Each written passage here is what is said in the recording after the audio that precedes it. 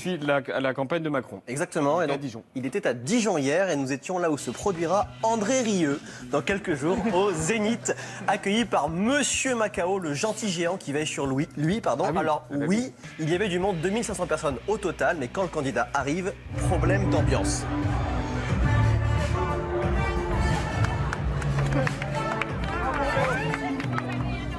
Ça applaudit pas des masses. Voilà, problème. Éloigner les enfants, comme d'hab, ça commence par le gros bisou d'avant-meeting.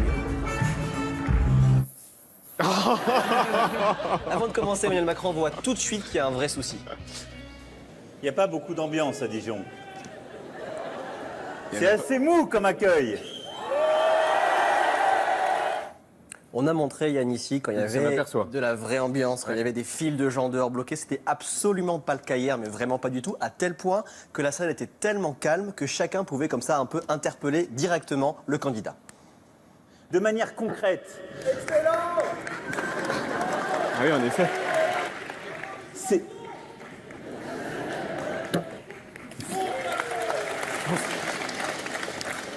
Je n'ai pas entendu ce que vous avez dit. Si c'était une acclamation. Fonce Macron, on a quand même trouvé un mec à fond. Mais il se fait engueuler. Et un deuxième champion au taquet.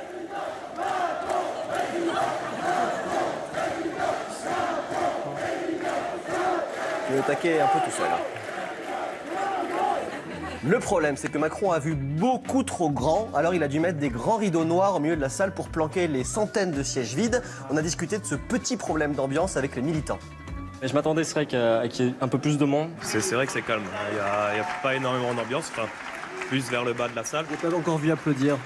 Non, parce que je suis vraiment ici pour prendre connaissance du programme d'Emmanuel Macron et enfin, je me vois pas applaudir ni quoi que ce soit. En fait. C'est lié au fait justement qu'il y a une grande part de gens qui sont encore indécis ou qui sont pas encore convaincus. Donc forcément, ça se ressent immédiatement sur l'ambiance de la salle. C'est calme, mais c'est bourguignon. Ça.